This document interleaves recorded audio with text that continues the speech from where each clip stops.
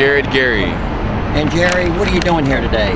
I'm here to have my presence known throughout the world and my hometown, Baltimore City, that I'm aware of what's going on in the world today with the economy, where the money is going and where it's not going, and that as of now I can no longer sit idly by and have money change hands to the wrong people who don't care about what's going on to the people who help build this country up and help keep this country as it is right now.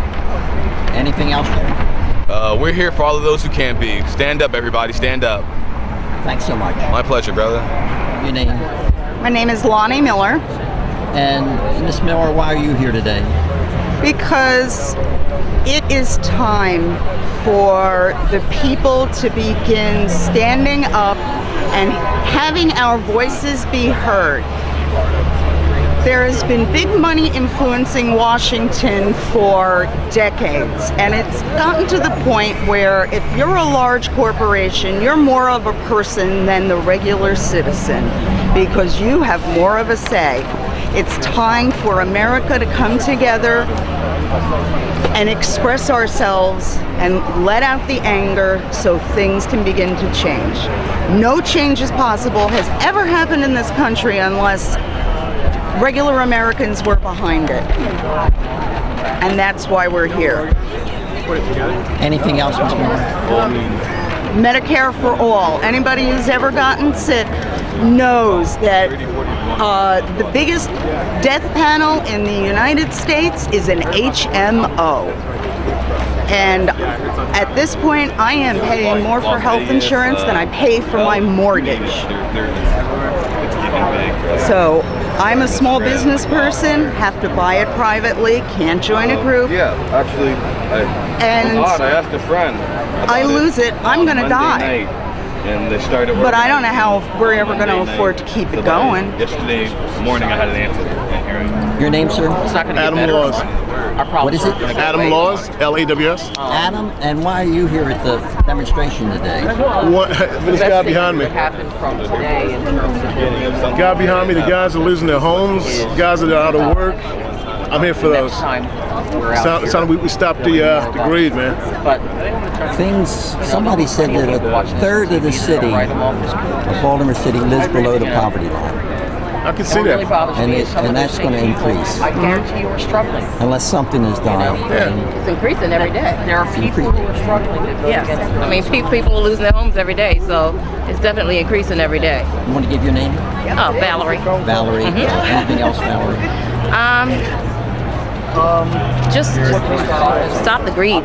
Show humanity. There's no humanity in government at all. There's no humanity in corporations. Well, they sure showed that on Wall Street. They were out to bail out the banksters.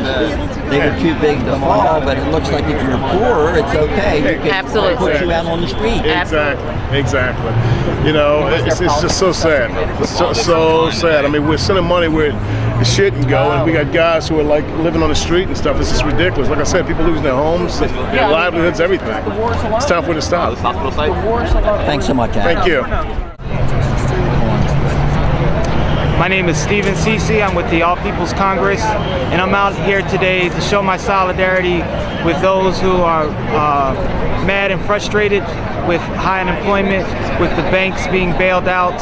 And so I'm here to show solidarity with people in Baltimore that have come out, but also all those that have come out across the country in New York. There's also Occupy all across this country, in Boston and Philadelphia.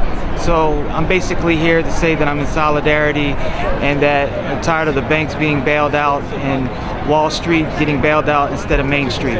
And I understand, Steve, that the poverty rate in Baltimore City is alarming.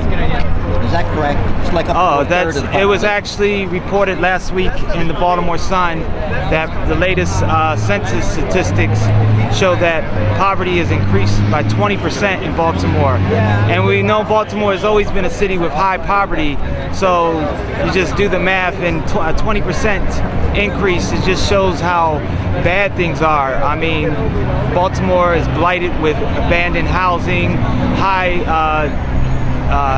conviction rates, people with drug problems.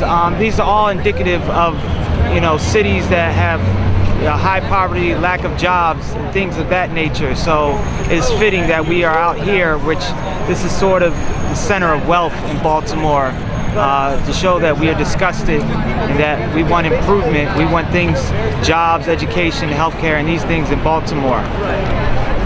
Thanks so much, Steve. Okay. Your name, sir? Rafael Alvarez. And Raphael, what do you think this demonstration, what do you think's causing all this, including the New York thing and wherever else it's going up at Wall Street? Hard times. Hard times. The same hard times that Studs Terkel wrote about from the 1930s. You know, I think it's only semantics that what we went through from 08 to 2010 was called a recession. You know, I also believe that we probably are around the corner from a second recession. So this is a bit of history repeating itself, going back to the 30s and just prior to World War II. And there is a large gulf between the haves and the have-nots, and for some reason, since the Reagan years, the have-nots have remained quiet. And there are also have-nots that I would think would logically be with us that have joined the Tea Party. I believe that we have a lot in common with the people who are angry on the Tea Party movement. It's our solutions that are radically different.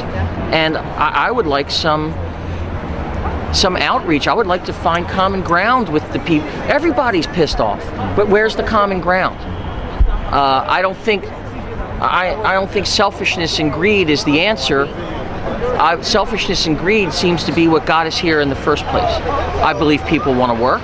I believe people want good educations for their children.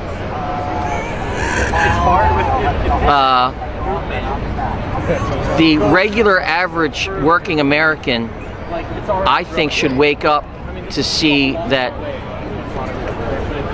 the Republicans they're voting for to make it a Mayberry happy, lived happily ever after world have no interest.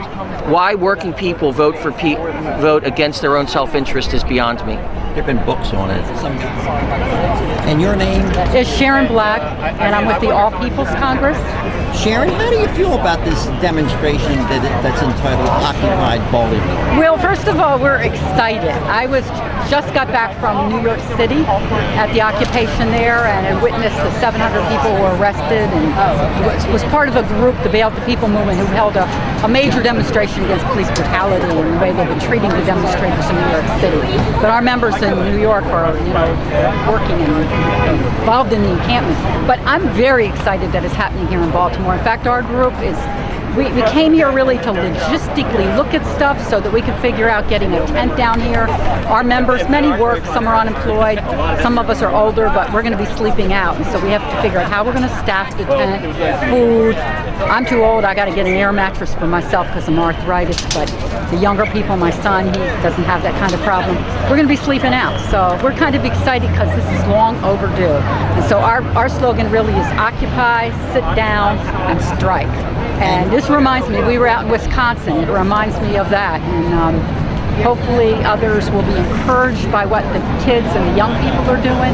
And I don't think you're ever too old to get out here and be with the people. I mean, the demands are, all sorts of demands, but basically the demand should be that people should take this country back. It really should be power for the people, not for the banks. I mean, we have Bank of America in the background here. This is a bank that's been bailed out, trillions of dollars of our tax money, and yet they're foreclosing people. How can that be tolerated anymore? And if it takes an occupation to change things, well, so be it. If it takes sitting in, sitting down, striking, whatever it is, there's a role for everybody to play in this movement. But this is long overdue. Egypt and Tunisia started it. I am so glad that it has spread to this country, and there's a lot that we're going to be talking about in terms of injustices of the system and how to turn it around. I think and the endless wars, you're absolutely right, Bill. I shouldn't be remiss in saying that. It's not only money stolen to bail out banks, it's money that's being stolen to exploit, starve, murder, and kill people around the world, whether they're in Libya, Iraq, Afghanistan, whether they're propping up the state of Israel, wherever it is. You know, so there's a lot of things that we're going to be doing in the next coming weeks, but we're going to be out here. I'm very, very happy. I know that winter's coming, but you know, as it gets colder, we're staying out here, but if it gets really cold, it wouldn't be a bad idea to get up there and occupy the Bank of America. I'll tell you another idea. Wouldn't be bad when they go to shut all these post offices in the poorest of communities that we don't take our protests and sleep in there, just like we did in Wisconsin and Madison in the Capitol. You know, I bet you if people start doing that en masse, the rulers of this country will start to shake and will think about changes. Anything else, Sharon? No, thank you. Okay, thanks so much.